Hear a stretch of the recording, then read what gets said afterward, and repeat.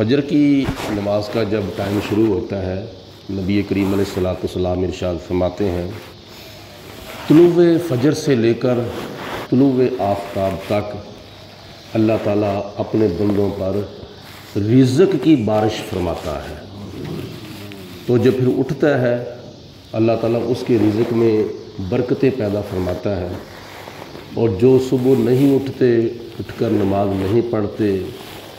تو جتنی مرضی کمائی کر لیں ان کے رزق میں برکت نہیں ہوگی۔ پھر بھی وہ کہیں گے کہ ہمارا ہاتھ بڑا تنگ ہو گیا ہے،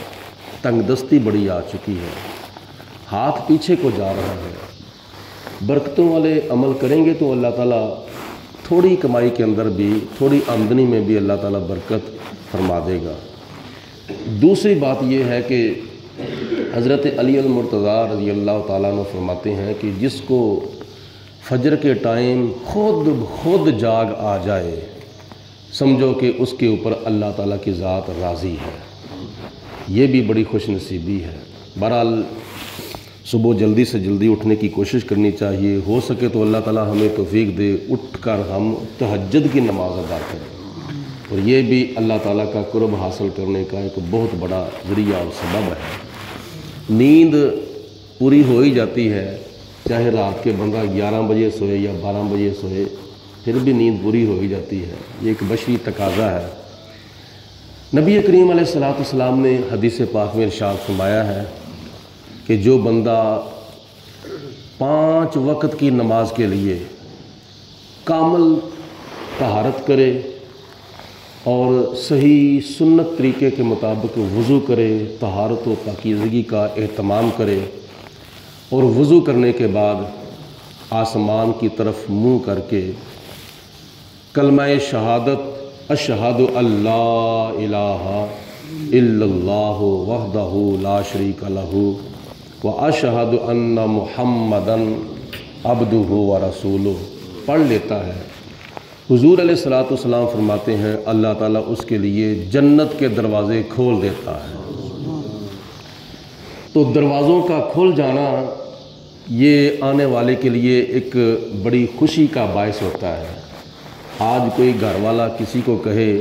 بھئی تیرے لیے تو میرے دروازے دن رات جو ہیں وہ کھلے ہیں، تو پھر مطلب یہ ہے کہ گھر والا اس کے اوپر بہت راضی ہے۔ اگر کوئی کہتا ہے کہ آج سے لے کر آپ نے میرے گھر میں نہیں آنا، تو سمجھو کہ گھر والا اس کے اوپر ناراض ہے۔ تو اللہ تعالیٰ کی ذات ان نیک اعمال سے راضی ہوتی ہے، تو تبھی خدا تعالیٰ نے فرمایا ہے نا کہ جنت کے دروازے اس کے لیے کھول دیے جاتے ہیں جو بندہ کامل وضو کرتا ہے، ٹھیک وضو کرتا ہے، اور وضو کرنے کے بعد کلمہ شہادت پڑھ لیتا ہے، اس کے لیے جنت کے دروازے کھول دیے جاتے ہیں۔ جنت کا دروازہ نہیں کھلتا بلکہ جنت کے دروازے کھلتے ہیں، حالانکہ گزرنا اس نے ایک ہی دروازے سے ہے نا، سارے دروازوں سے تو نہیں گزرنا، ایک ہی دروازے سے گزرنا ہے۔ جیسے کہ حدیث پاک میں آتا ہے جنت کے دروازوں میں سے ایک دروازہ ہے باب الصلاۃ، اس دروازے سے 5 وقت کے نمازی گزریں گے۔ جنت کے دروازوں میں سے ایک دروازہ ہے باب الجہاد، اللہ تعالیٰ کی راہ میں جہاد کرنے والے، اپنی جان قربان کرنے والے اس دروازے سے گزر کر جنت میں داخل ہوں گے۔ جنت کے دروازوں میں سے ایک دروازہ ہے باب الریان، اس دروازے سے رمضان المبارک کے روزے رکھنے والے گزریں گے۔ اسی طرح جنت کے دروازوں میں سے ایک دروازہ ہے باب الحج، جو بندہ صاحب استطاعت ہے، خانہ کعبے کا حج کرتا ہے، اللہ تعالیٰ اس کو ارشاد فرمائے گا کہ تو باب الحج سے جنت میں داخل ہو جا۔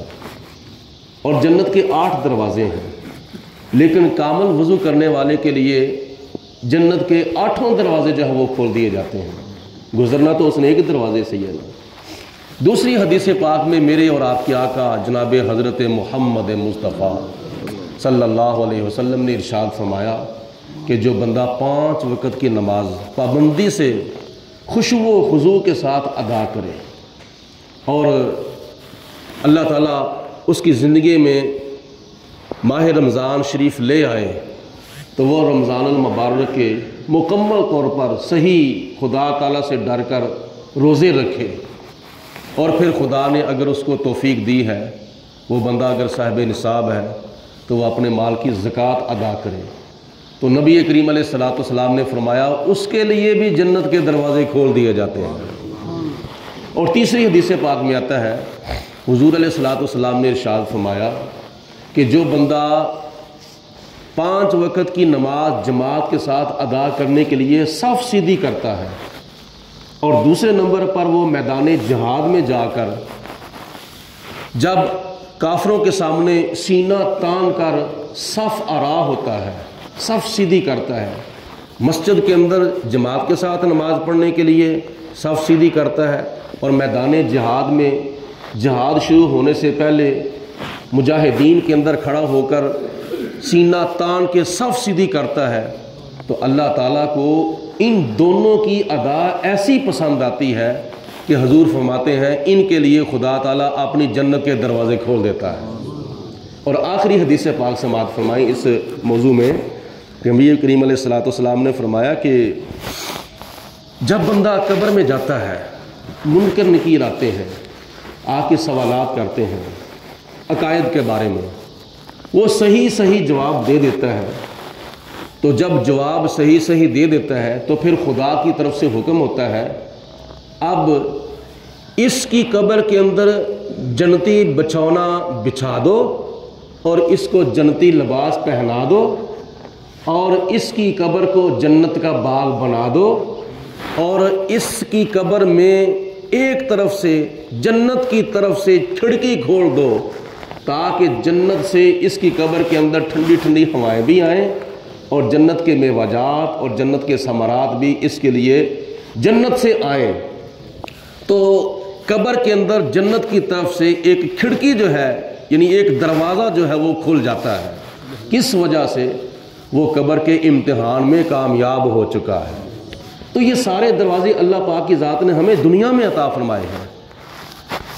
اور ساتھ اختیار بھی دیا ہے، تم چاہو اللہ رسول کی نافرمانی کر کے جنت کے سارے دروازے بند کر لو، تو تم چاہو اللہ رسول کی فرما برداری کر کے خدا تعالیٰ سے ڈر کے برائیوں سے بچ کر نیک اعمال کر کے تم چاہو تو جنت کے دروازے دنیا کے اندر ہی کھول لو، تو یہ تمہیں اختیار دیا گیا ہے۔ اور ایک بات اور یاد رکھیں، ویسے تو جنت کے 8 دروازے ہیں، اور ان 8 دروازوں میں سے ایک دروازہ جو ہے وہ کتنا چوڑا ہے، اس کی ایک چگاڑ سے لے کر دوسری چگاڑ تک درمیان میں کتنا فاصلہ ہے، یہ یاد رکھیں۔ جتنا زمین سے لے کر آسمان تک فاصلہ ہے نا، اسی طرح جنت کے ایک دروازے کا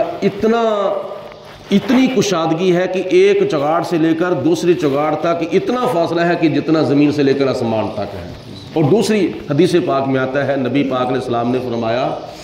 کہ بندہ 40 سال تک مسلسل سفر کرتا رہے،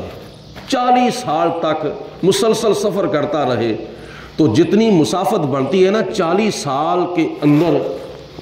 اتنی مسافت کے مطابق جنت کا دروازہ کھلا ہے، ایک چگاڑ سے لے کر دوسری چگاڑ تک۔ لیکن نبی پاک علیہ الصلوۃ والسلام نے بڑی پیاری حدیث پاک میں ارشاد فرمایا ہے، حضور علیہ السلام نے فرمایا الوالد اوسط ابواب الجنہ، تمہارا جو باپ ہے نا، تمہارا باپ یہ جنت کے دروازوں میں سے سب سے بڑا دروازہ ہے۔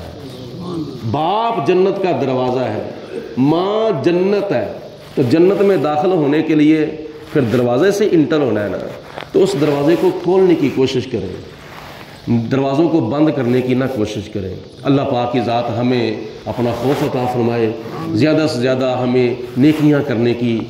توفیق عطا فرمائے۔ وآخر دعوانا ان الحمد للہ رب العالمین، صلاۃ و سلام علیک یا سیدنا